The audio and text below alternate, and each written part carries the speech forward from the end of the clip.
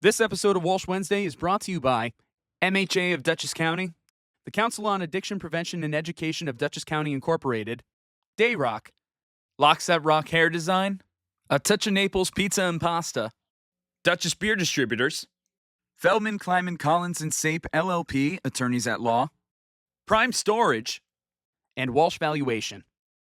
Let's stay curious, keep an open mind, and as always, I'm glad we get to spend some time. Welcome to Walsh Wednesday.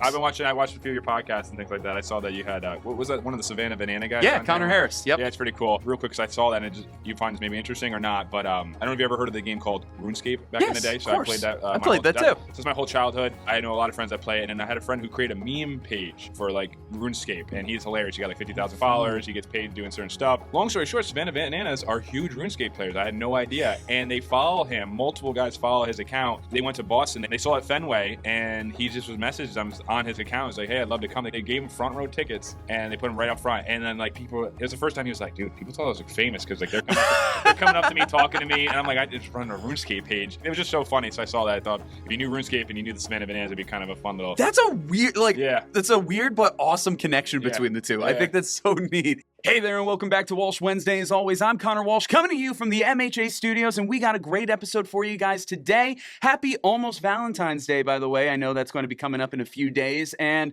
in a way, this is going to be our Valentine's episode. You think car washes, and you don't necessarily think Valentine's Day, but we have a lot to get into when it comes to legacy, family, community partnerships, and wherein that does not say love. So I think this is going to be a really great episode in regards to that. So with us today, we have Evan Baright, Director of Operations with Foam and Wash Car Wash. We actually connected at the radio station at Town Square for the MHA partnership for the Veterans Program. Yeah. I invited him to this studio, and here we are. Evan, how are you? Awesome. Thanks for having me, Conor. Really appreciate it. Absolutely. And Happy New Year, by the way. Yeah. I forget if I mentioned it there.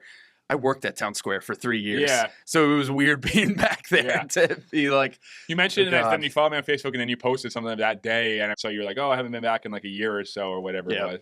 That's cool. So you worked there with all those guys, Matt and Boris. Yeah, and all those knew guys. all of them, worked with all of them, and it was a little bit of a homecoming in a way, which is neat.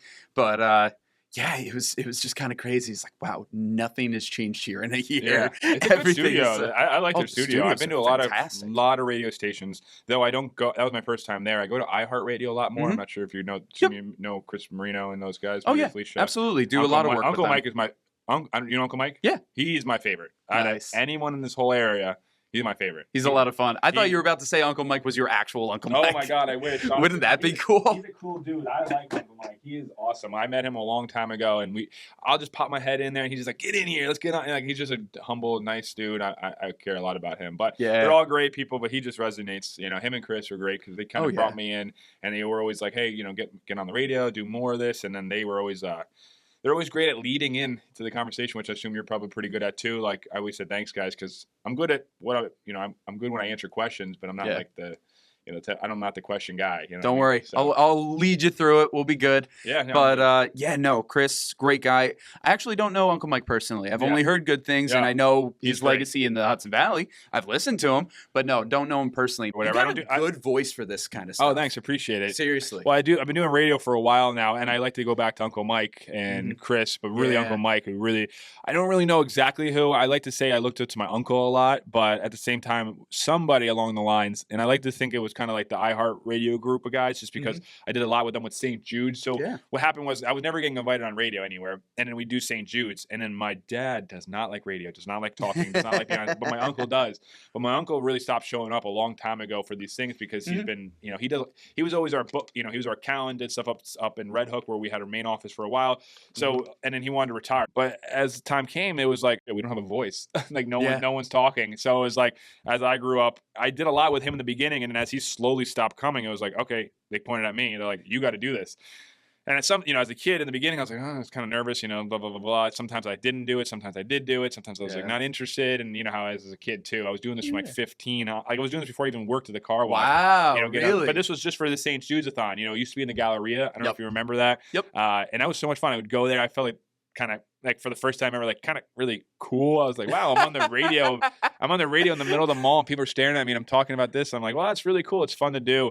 But then I realized like after the first time, really, I was like, wow, this is so important to do because it's for St. Jude's and things like that. So I started with that. So once a year I did St. Jude's radio, and then I slowly started to get the iHeart Radio. Uncle Mike started bringing me in. They started coming to our mart a little bit more. Matt Donahue, the salesman from WPDH, he always hammers he literally always includes my uncle. My uncle loves being included in the radio stuff, but he always makes, all right, Evan, you do this, you do that.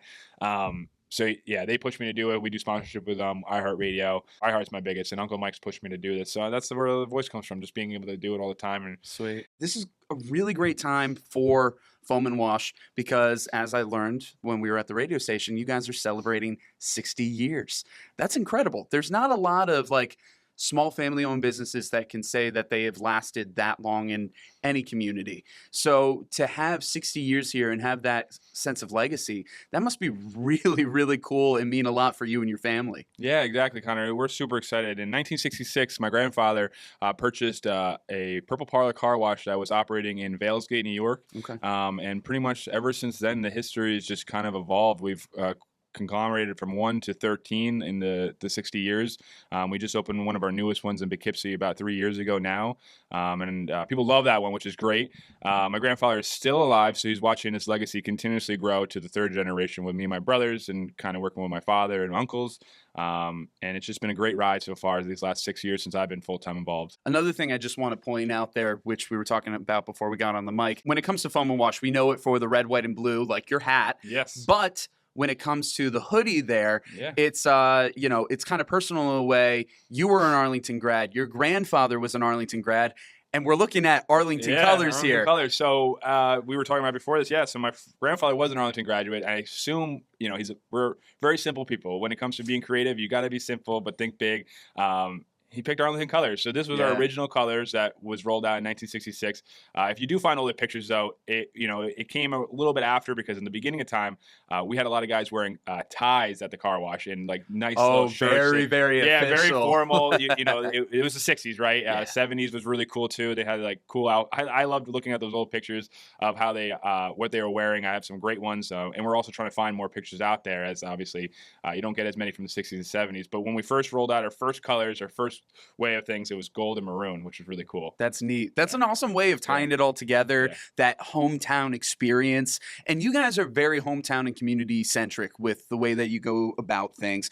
Like, again, the whole reason that we met was the whole Blue Towel fundraiser that you guys were doing. You started off with Unshattered in 2024, MHA, obviously MHA Studio, that was for 2025. Right. Perfect. And then, for this coming year, it's Angels of Light. You guys are so focused on the community, and we have more initiatives that we want to get into. But, being a small family-owned business, people might see it as like, oh my God, you have like 13 locations. Yeah. These guys are a big chain. You guys, it just really does come down to family at the end of the day, right? Yeah, it comes down to family. We talk a lot about what we're going to be doing every year. And when we started this Blue Charity Towel program, it made the most sense. We had green towels. We were refreshing the towels for our customers. The same exact procedure as we do now, but they were green. We were handing a lot away, losing a lot of money on it. And we realized that why lose money on something that we could probably give back to the community with? And it was a really simple initiative. We raised the towel from 3 to 4.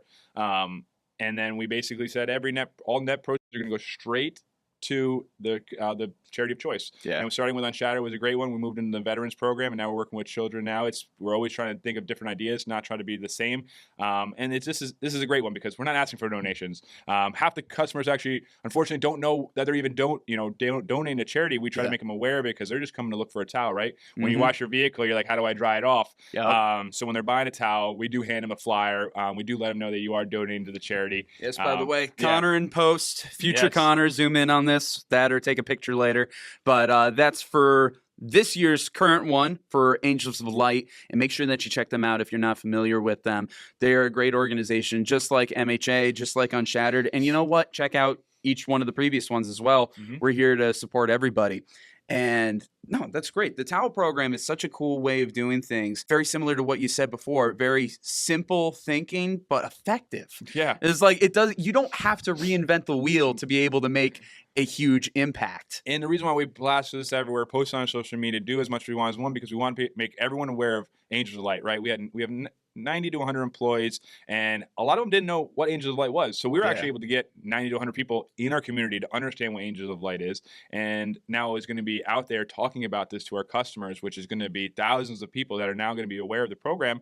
And the reason also is we want other small businesses to realize, hey, it's really not that hard to give back to the community. Really, it's really about, like you said, think it's simple, but think also really big with that simple idea. Yeah. It's a towel. We had towels. How do we make this a simple way to just give back to the community? And it's been great. I mean, when I went to see you and we handed that check and we did the Unshattered one, it's very touching. You know, we hear about what that money goes towards, and it resonates so well with us, and we get really excited as a family-owned business. It's really as simple as that. We're a family that wants to constantly be giving back to the community because, again, we're washing vehicles, we're taking care, but we're all about smiles and cleanliness and happiness, and that's really what we're all about. No, it's terrific what you guys are doing with these programs here and the way you are giving back. I feel like there's a lot of people out there that are stuck on the conception process. Like, it's got to be the perfect idea. It's got to be the perfect way of going about things. And be like, start small, start simple. And you never know where it's going to go from there. Something as simple as towels. You're donating tens of thousands of dollars to Unshattered and to MHA. And I'm sure it's going to be the same for Angels of Light come the end of the year. That's incredible. Towels, but well over $10,000. Incredible. So those aren't the only places that you guys help out with. We were talking about this off the mic, something that you're starting February 1st. By the time this airs, it's already started, but hopefully by the time this airs, you guys have some good traction with it. You guys are working with St. Jude's. Yeah, so St. Jude's is one of the most recognized regional charities, I think, nationwide, where everyone that sees it understands it. That's why we do it, because they're well known. They understand that the money is going to a great cause. They know where it's going. It's not like it's just a mystery, right? So with that, I think we're right around 25 plus years of doing this. This is not new. This is something that a lot of our customers do know, just like our Veterans Watch program that we do have. Every year we do the same thing for our customers, and this comes around. We might have changed the months that we raise the money, but every year we consistently do it. We always look for a time where it makes the most sense, where we get some customers coming in. So February, we're really busy. We got a lot of customers coming in, and that's where we say, you know what? That's our time to raise some money. So we work with iHeartRadio on this, and basically what we do is at the end of the charity raising, we go there and we announce it during their St. Jude's Radiothon, which is really big. We come in there. They like to get us in there like kind of semi in the end in the middle, because we just come in with this large. I mean, we have that big You check. love the big checks. Yeah, we love those ones. They're pretty fun. They're great because you can see it on pictures, see it on camera. Yep. And it's just a good way to show it off. But yeah, so we've constantly been doing this every year. I started when I was a real young kid. One of my earliest memories of working in the car wash, 5, 6 years old, just being with my family, understanding that what we're doing is bigger than us, and it's going towards a great cause. Something that my uncle took a lot of pride in, and something that I'm taking a lot of pride in. So now what we do is, this is not a towel program. This is not related to the towel program. We basically have that always running. You're buying a towel. You're always donating no matter what's going on throughout the year. We have that program.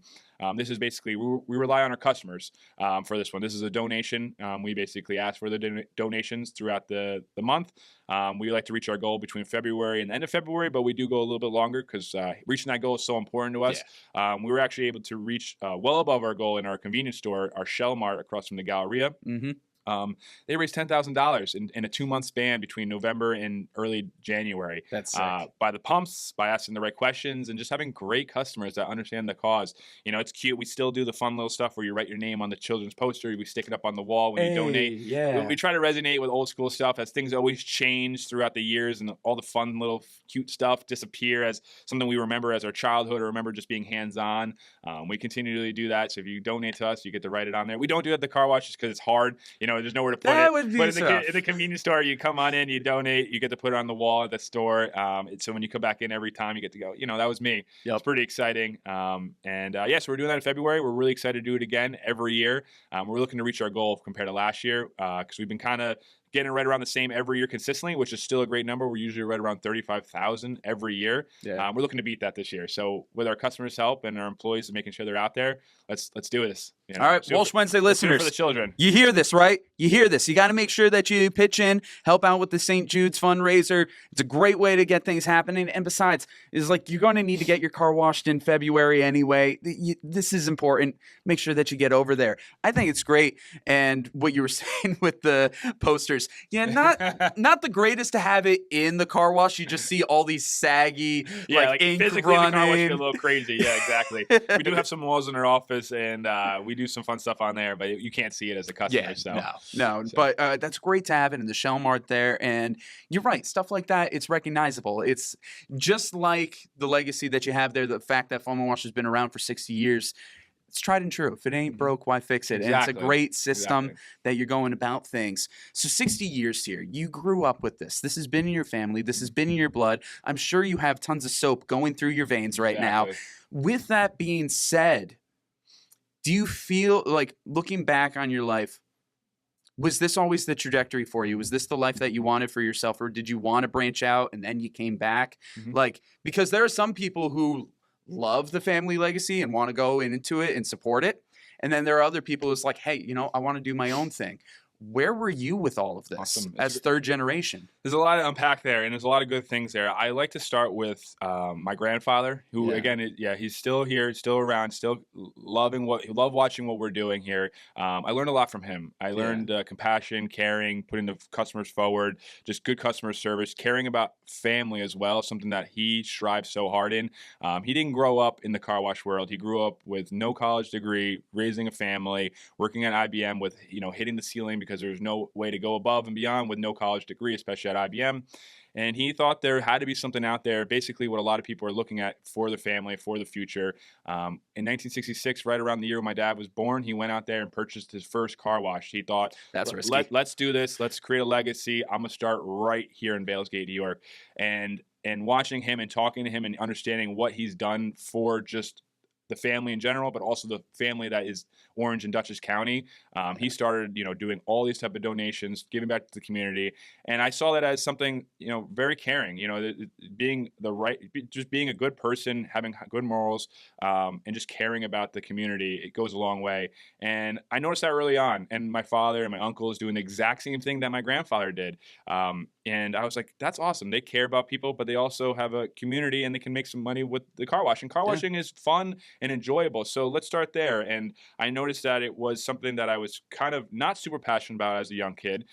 Something that I was always grown up with. Of course, my dad did us so much stuff, brought us to car wash, did all this stuff. I think I used to go to the car wash many, many times from zero till the first day I started. I was many days he would just show up at a car wash with me in the car as a kid, and I'd watch him do certain stuff. And I was very interested in that. But just like anything, you don't really know what you're going to do. I was very business centric. I understood that I wanted to be somewhat of an entrepreneur, somewhat of a business idea. I like the role of operations. I like managing people, but also being creative at the same time. So I went to school for that. I went to school for business management. I'm a Dutchess graduate, Dutchess Community College. And then I went on to go to Boca Raton, Florida, and went to Lynn University, where I got my entrepreneurship bachelor degree. Oh, wow. Nice. Just like anybody, I'd like to say that COVID did alter a lot of things, right? So graduating, you were 2020 as well, right? Yeah. So I graduated. I had some fun. I transferred a little bit, so losing some credits, maybe do 5-year undergrad, which was exciting and fun at the same time. So I was ready to get over with it because I was let's get my degree, let's do this, and COVID hit. And just like anybody else, it's like, okay, you're losing your scholarships, everything's disappearing, especially if you're going away to school, not from your hometown. Everything kind of feels like, oh, I got to go home. I was with my girlfriend and wife now at the time, and she wanted to go home with her family and be there as well. And I was like, okay, that sounds right. Let's do this, right? Let's get back up. Let's do it. As I transitioned back home from college, getting my degree, I was struggling trying to figure out, is this the sign that I was looking for? I said this somewhere, and people love this. It's a funny thing to say, that I was always looking for a sign. I said, I'm graduating college. I'm looking for a sign. Can someone can something hit me in the head and say, this is what you got to do? And then COVID happened. What a sign. What a sign. It's you. You caused no. It's funny. It was one thing. As I say it, it's like, oh yeah. Well, did I? I have a similar moment actually. I'll share with you real quick. Yeah. What happened was, I was there at the College of St. Rose. We were getting ready to do a play. It was called The Mystery of Edwin Drood. It was written by Charles Dickens. It was his last work, and it was unfinished.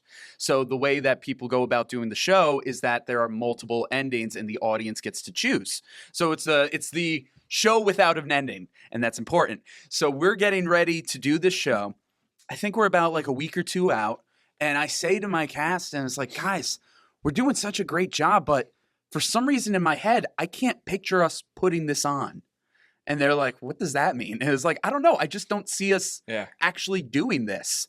And of course, the week that we were supposed to go live was the week that everything was shut down with the pandemic. And everybody looked at me and was like, Conor, you jinxed this. You jinxed this. And it was like, I didn't realize the world was going to shut down. So it's funny that we kind of had similar inklings. And I bet you there's so many people out there that are looking for the same thing or thinking of the same thing. Because, right, you ask for a sign, you think, oh, I'm not, is it going to be on a billboard as I drive down the highway and say, you got to do this, So I took it as a sign, right? I said, let's do this. I think it's a sign that it means to be home with family, doing the right thing. I always had it in the back of my head. It wasn't like I wasn't interested in the car wash, but I wanted to, be out there, travel, maybe work in the city, maybe go out to a different state, take some big risks, do different things. But as COVID happened, it was like the biggest risk would be not be with my family. And I thought, why not be with them? They're caring. They're good people. They like to put things forward.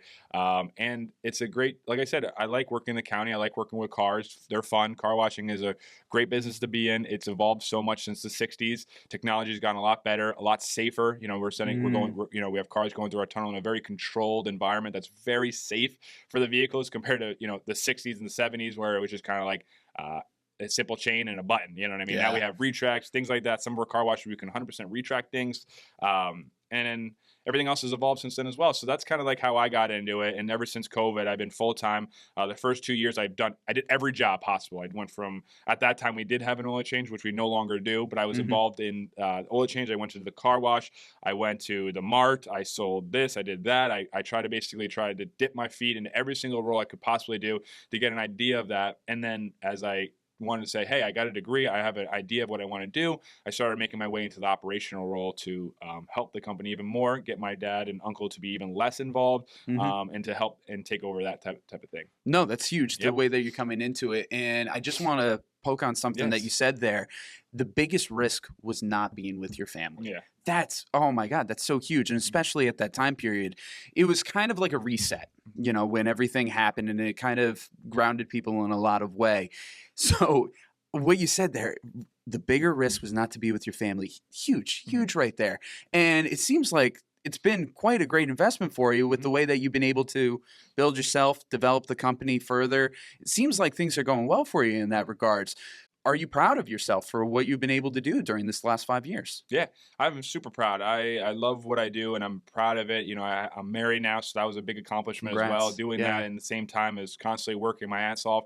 Keeping relationships are so important, and also family relationships are so important. I grew up family oriented. We have a very small niche family, just not a lot of us, and we keep we like that for many reasons, because it's easy to communicate with, easy to work with, and we enjoy that. As I step into my next few years, there might be more people in the family as I get older, as I have kids, and as my brothers have kids, and we're excited for the next big steps as well, as a family company. That's big. Yeah, and just being around them is so important. I grew up with them. I like working with them, and I know it's super important. Anyone out there that has a family-run business, it's super important to separate work from family. We do family trips together. We have family dinners together. We don't talk about work. Sometimes keep that separate. That's not at the dinner table. Yeah, sometimes we do. As everyone's moved out now, when we do get together for family dinners, it's not like it's an everyday thing anymore. So it's easier to separate that. We talk about what we've been doing outside of work, things like that. But then there's a time and place to work, right? During normal, regular operating hours, we're strictly work, strictly focused on getting things done. And then after work, we're able to separate that. It's hard. It's not easy. My biggest suggestion to most people, I always run into family businesses or family, younger kids, closer to my age, older, younger. Just let them know, hey, when you're at work, don't ask about, unless you got to, but keep it work related, do all that stuff. It's difficult. And then when you're at home, separate that. Ask about different things. Ask them how they are, or personal questions, not just work-related things. Yeah, and I'm sure that you had some great role models with that. The fact that, it started with your grandfather, and then it was your dad and your uncles, and then now it's down to you guys. They kind of went through all the growing pain, not all the growing pains. There's still growing pains to always be done, but they went through a lot of that to see what worked and what didn't, and now you're following their example, and now you're trying to lead into the next generation here. Just like anything, they are super happy to be in their own generation, because the struggles that our generation has to deal with is quite difficult in its own ways, right? We deal with a lot of different things I won't really touch on, but With technology, though, technology does help, but technology also is a curse, right? Yeah. We're more virtual, we're more this, more direct, but then we have problems when we rely on so much, while back in the day, it was pretty simple. Yeah. You're taking cash, you're hitting a button, you're doing this. Right now, we got so many different things running. We got so many things in the cloud, so many things that my uncle and my dad don't understand. Older generations don't fully grasp a lot of it as something that we evolved to. Yeah, we grew up in it. Exactly. So and then just like anything, IT issues or cloud issues are just hard to deal with. Yeah. And so we try to do our best with just being good customer service. If you give us a call anytime, we try to take care of you. We do our best to basically go over the top for all of our customers. But like you said before, being 60 years, there are a lot of things that we have done trial and error on, which is very nice that we have people to talk to about that, to kind of know, hey, didn't really work to go in that way. Let's continue to go this way. And like you said, if it's not broken, don't need to fix it. We rock and roll. Like I said, I like to touch on things that my grandfather does, my dad does, because it's been 60 years. It's clearly successful for a reason. And it's something we're all so proud of, and something I'm proud of to continue as well for hoping another 60 plus years. That would be incredible. Yeah. And honestly, here's hoping to it. Knock on wood. I feel very secure for you guys on that. And pause. We're going to take a quick break from our interviews to hear from our sponsors.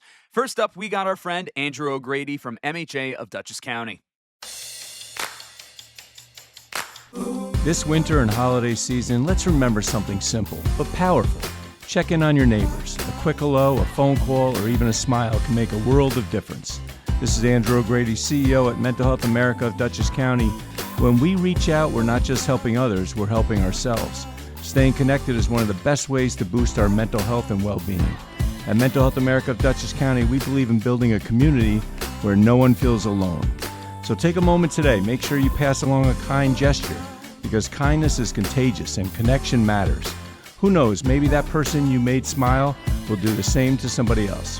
From all of us at MHA of Dutchess County, we wish you the happiest of holidays. And remember, we want you to be your best you possible. Next, we have a message from our friend Jeff Feldman from Feldman, Kleiman, Collins & Sape LLP, attorneys at law. Hi, I'm Jeff Feldman. In 1986, when Paul Kleidman and I started our practice, our goal was to create a law firm where you could meet with an attorney and feel confident that that attorney would be with you every step of the way. Today, the firm has been successfully trying cases at all levels of state and federal courts throughout the Hudson Valley and Capital District. We have been selected as one of the best personal injury and medical malpractice defense law firms by U.S. News and World Report every year since 2009. For all of those years, we were the only firm chosen in any litigation specialty between Albany and White Plains. Your case is important to us. Giving you the time and personal attention you deserve has always been the hallmark of success. Initial consultations are free of charge and always with an attorney. Walsh Wednesday wants to give a big thank you to Prime Storage. It's the end of the year, and you may need to free up space for guests for the holidays, store seasonal decorations, secure valuables, and maybe even hide the presents. A temporary storage unit can help declutter a home, protect fragile items during a busy period, and provide a convenient way to organize and transition belongings before, during, and after the festive season. Whatever the reason, Prime Storage makes storage simple through seamless service, flexible rental options, and facilities conveniently located throughout the United States and Canada. By using our link in the description of this episode, you will get 1 free month of storage, plus you'll save 15% on rental rates. Make the holiday season simpler and store with Prime Storage. Thank you to our Walsh Wednesday All-Stars, all of those who have generously contributed to the Walsh Wednesday 2025 Fund Drive. You can see the list of names on screen or in the description of this episode. And of course, thank you to our Walsh Wednesday Warriors, Jim Robinson, John Newhall, Meg BOYCE, and JENNA HESS. These individuals have pledged $100 or more to Walsh Wednesday for 2025, either through the GoFundMe or our Patreon. Thanks for listening, guys. It's time to get back to the show. And play. This episode of Walsh Wednesday is brought to you by MHA of Dutchess County, the Council on Addiction Prevention and Education of Dutchess County Incorporated, Dayrock, Locks That Rock Hair Design, A Touch of Naples Pizza and Pasta, Dutchess Beer Distributors, Feldman, Kleiman, Collins & Sape LLP, attorneys at law, Prime Storage, and Walsh Valuation. as you said before, how you moved into the position as director of operations. A new position you also mentioned was the position of a husband. In the last 5 years, we have 1 degree of separation. Your wife Shauna, we were the same class at FDR together. Yeah, shout out FDR. Yep, shout out FDR. Shout out to Shauna. With that being said, and I don't want to poke too far behind the curtains and get too personal for you, but you also brought up the fact that there are issues that our generations face compared to other generations. And one thing that our generation, we're right on that line there of millennial and Gen Z. We're right there. And it's a very tough time for us to get started. A lot of people are choosing business or family. There's a lot of people who are making that divide because it's tough to do one or the other. You're not seeing the people who are trying to do both. Or when you do see those people, they're really struggling. I know I have a hard time with that, trying to work on my business while also trying to make sure that I'm the best boyfriend I can be and lead forward. So here you are making this huge step of taking this position of director of operations, making the move back here while you guys were in Florida. What are the skills that you guys utilize every single day to keep your relationship building while you guys build your own brands and businesses? Yeah, I like to say the biggest thing is communication, even though I like to say I can probably communicate better in my work life than I do my relationship wise. Obviously, it's something I've always kind of wanted to make sure I improve on because it's so important. But communication is the biggest thing to me, just talking and being straightforward, being honest. Yeah. Honesty is key. You lie, right? The biggest thing I've always led by is I don't lie. I don't lie about anything. Honesty is so important when it comes down to every aspect of your life. Just be honest, right? Because then if you lie too many times, you get caught in a lie, and it just never looks good. Having that, and then just being with Shauna, we're actually in 2026 in May. We're actually going to be going on 11 years of being together. Wow! So it's been a long time as someone who's 28 years old. That's almost coming up on halfway through my life. It's a lot. It's a lot. So when we first started dating, it was. I wasn't involved in the business, right? I wasn't. I was a kid. I was 17, 18 years old, trying to figure out where I was going to go to college or what I was going to do later that night. I did all that with her. So we rode together. Like we've been together. She did her degree. I did my degree. COVID, as we were going through colleges together, she was your grad. So we actually graduated at the same time together. We finished up our degrees together. So with COVID, we got sent home together. So we were literally always together at that point. She went on to do occupational therapy where she was working in Lutheran care, and now she's kind of all over the place working with children and also adults. It's her passion. She likes doing that. And as well as myself working in a family-owned business, something that's kind of been established, but also, like you said, very difficult to still make my way in. There's a lot of things you got to do to come into a business like that. You got to remember, we have a lot of guys who've been with us for 25 years. Amazing. I love them to death. They're my family just as much as anything else. But as a young kid who's only 20, at the time, I'm almost as old as they were in our company, right? So it's like I had to do a lot of showing up, proving that I'm here, showing them I have the right aspect of the company, have the right mindset for the company, and I want to push that forward. But then, like you said, then you're putting a lot of focus on the company. Then you also have your wife, your girlfriend on the side, and it just kind of really, like I said, kind of going back to what I said about family and separating the two. Yeah, it's very hard. I'm not perfect at it. I struggle every day with it, but I know the goal is to come home and separate the business life, but also know that when you are at work, if you're the type of person to always be talking, I think that's something as we get a little bit older is something as you got to slow it down a lot. You got to trust them, especially when you're at work. The biggest thing is to just isolate yourself and let them know, hey, when I'm coming home, that's where we can deal with all of our stuff. But when you're at work, you're working. It's something that I learned from my father. I learned from a lot of business mentorships. That's super important to stay grounded, stay focused while you're at work, because any distraction can really throw you off. So for that being said, we really don't talk a lot during the day. Of course, emergencies, things like that, we know a chat. But we say, when we get home together, when we lock our, get home, throw our shoes off, and we're in the house together, that's the time when we can start chatting, talking about our day, talking about our things that we're doing. And projects and things like that, and I'd say that's the biggest thing for me, and also just being together for a long time and really getting to know each other, and understanding each other, and knowing what we're good at and what we're bad at. But it always comes back to communication. Every single day, I'm trying to be a better communicator with her, and also at work, and just being honest. No, that's the way of going about it, 100%. And it's also interesting because when you do have your family relationships, or even just friends too, they don't always get to see you in a work mode. They don't see all the skills that you have to offer. But here you are in this, I'll say, very unique scenario where you have the two separate lives of, being able to see what everybody can do at work, but then also see what everybody can do at home too. Mm-hmm. And that's a wonderful dichotomy when you can work together, and that's a blessing. And I like to touch on one thing because it is please interesting. Do. And I always mention that it's this is very difficult, but we have so much fun doing it. One of my best friends, Sam, is actually one of our system managers at one of our car washes. Okay. Just like anything, COVID did a lot of stuff to a lot of people, and we had so much fun together growing up. And I met him during high school. We did all this stuff, and now he's one of our greatest assistant managers, one of our better assistant managers that we've ever had at our Wappingers facility. So he gets to see me in work mode, but also non-work mode. And that's also been one of those things where we've stayed friends for all these years. He's been with us for over almost 5 years now. And we hang out after work sometimes, or during work, and he sees me in different modes. I see him in different modes, and we're just able to just go back and forth on this stuff. And we actually had another buddy work for us as well, who stepped out to do a different career.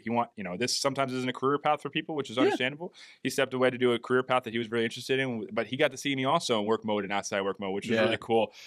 So I'm able to do, work with my wife. Outside of that, work with my friends, work with my family, both inside and outside of work. And again, it just goes back to that communication, being honest, being forward about everything. If someone is not working out well or having a struggle, it's about communicating to them right away. Yeah. That's what I do a lot of. Coaching and counseling is so important in an operational management role. Big time. And I love it because I love helping others understand the goal of things and working together as a team. I mean, we have guys that have been with us for 25 years, 10 years, 15 years. Our shortest manager right now is 7 years. That's pretty good. And we're so proud of that because we try to make it a fun place to work. We're not McDonald's, we're not Dunkin' Donuts, we don't have franchise money, we don't have corporation money. We're a small family-owned business that strives themselves on if you join our team, you're going to join our family. You're going to join having a great work experience. We love working together as a team. There's never a time where we're yelling and at an employee or a customer or anything like that. We're always just sitting down, having conversations, enjoying ourselves, and just being that forward. And we celebrate 5 years, 10 years, 15 years, 20 years, and then we have big parties all the time, fun things to get together. So we recognize that success because recognize that just like anything, you can work anywhere. So we want you to feel like you're part of our family, part of the car wash family, and just working towards the same goals, which is awesome. Yeah, retention is so huge these days because that's another thing that you don't see in this recent generation of jobs. Yeah. Job retention is barely a thing because there are a lot of organizations that don't prioritize that. Mm-hmm. They see people as numbers. They see, and it's just an asset rather than a person. So here you are coming in with this business. You guys care about the person. Honestly, being here at MHA is weird for me because at 5 o'clock, they shut down the offices. It's time to go home.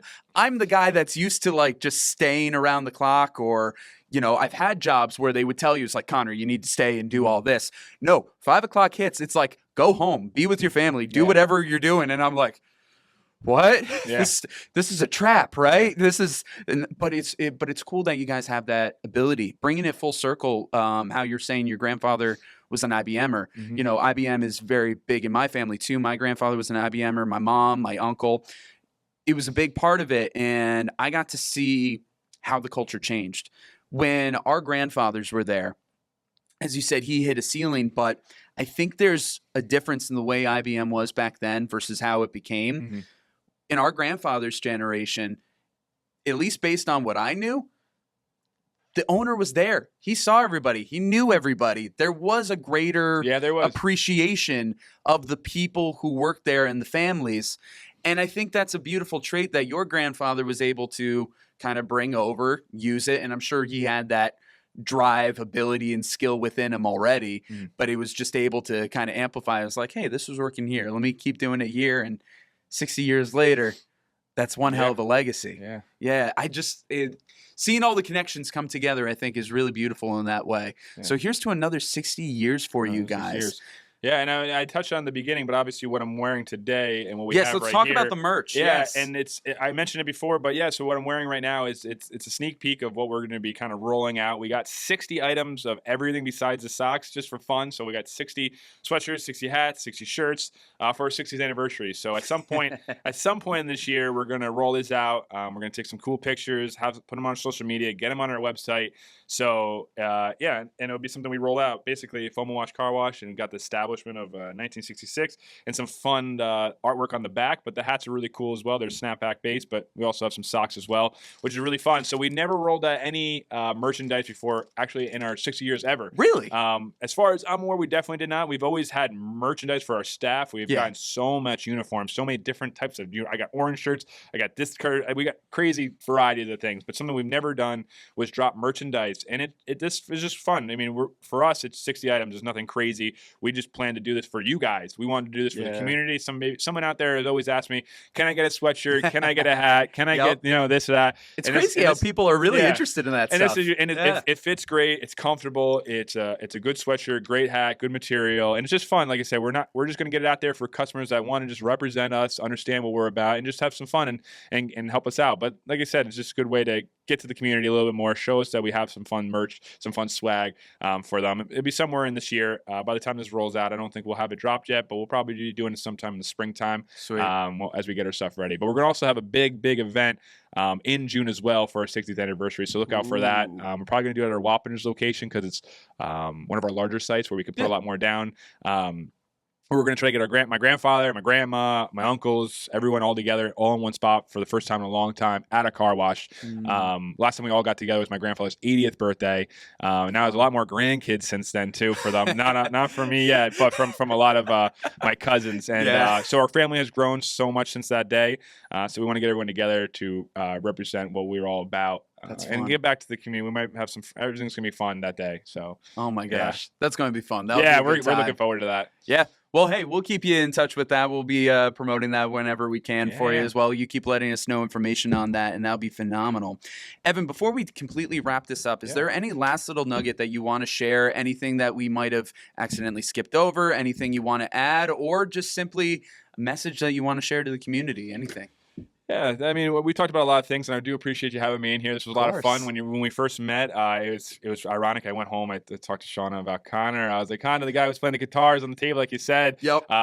She loved you. She loved talking about. She had some fun memories of you there. FDR was such a small school, so you guys were such a tight niche, kind of similar to our community. Arlington was a little opposite. Yeah, Arlington's a little big. large, but everything is like I said, came full circle. Getting in here, having some fun.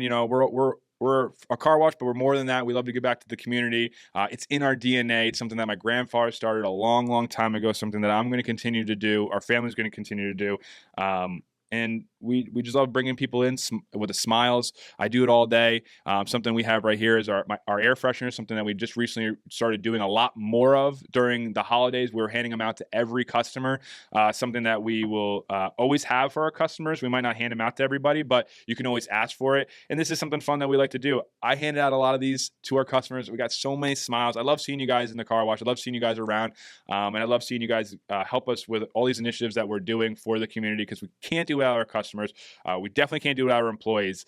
And I'm looking forward to another 60 years growing this company in the area, and always just understanding that we couldn't do it without you, Dutchess County, and Orange County as well. Yeah, phenomenal. And also, they smell great. It's they been do. Smelling really good throughout this entire interview. I was going to say the room did smell really good. Yeah, it's taking up the whole room now, which is really, really good. This one's a sandalwood. We do black ice. We don't always have different smells all over the place, but if you find your favorites, just ask us if we have it. They are labeled, and they are great. They are great. No, that's good. No, it's going right up. Well, maybe not this one since I'm using it here. We got other ones over there that I'm going to be using in my car. But yes, Foam and Wash Car Wash.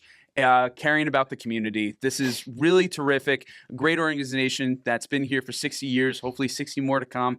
We got a lot of stuff that's going to be coming down the pipeline for 2026. Make sure that you follow all the links in the description of this episode to follow their journey. They're going to have a lot of stuff coming out this year. Evan, thank you so much. And I'd like to say, if you want to reach out to us, we have a Facebook and Instagram account. You can find us at foamandwash.com. Something we also just recently rolled out too on our website. If you go to foamandwash.com, we have a free wash on our website, something we've been working with our marketing team on with. So if you don't know about us and you just want to test us out, you can get on there. Basically, just go to our website. You really can't miss it. It's a free wash button, like that's bright and big, right in the homepage, right there. If you ever do miss it, just come, give us a call. We'd love to help you out. Love to show you figure that out. It works at our 6 soft cloth locations. So basically, you show up to any of our 6 locations that have a tunnel conveyor. They're all on 9 and 2 across the river. And if you have any other questions, you can always give us a call. But if you want to try us out, try that free wash out and see what the talk's all about. Amazing. Yeah. Yeah. Thanks so much, Connor. Here's to 60 Yeah, years. exactly. Fantastic. Thank you. I'm Connor. I'm Evan. And as always, we're glad we got to Spend some time. And that's a wrap on this week's episode. Much love to our sponsors this week: MHA of Dutchess County, Locks That Rock Hair Design, Dutchess Beer Distributors, A Touch of Naples Pizza and Pasta, the Council on Addiction Prevention and Education of Dutchess County, Feldman, Kleiman, Collins & Sape LLP, Attorneys at Law, Prime Storage, Walsh Valuation, and Dayrock. Thank you to our Walsh Wednesday All-Stars, all of those who have generously contributed to the Walsh Wednesday 2025 Fund Drive. You can see the list of names on screen or in the description of this episode. And of course, thank you to our Walsh Wednesday Warriors, Jim Robinson, John Newhall, Meg BOYCE, and Jenna HESS. These individuals have pledged $100 or more to Walsh Wednesday for 2025, either through the GoFundMe or our Patreon. You can support this channel by becoming a Patreon member with memberships as low as $5 a month. With that, you can get behind-the-scenes content, your name featured in the credits of each episode, and access to the Spend Some Time chat. You can find that and more by scanning the QR code on your screen or by going to the links in the description. As always, I'm Connor Walsh, and I'm glad we get to spend some time.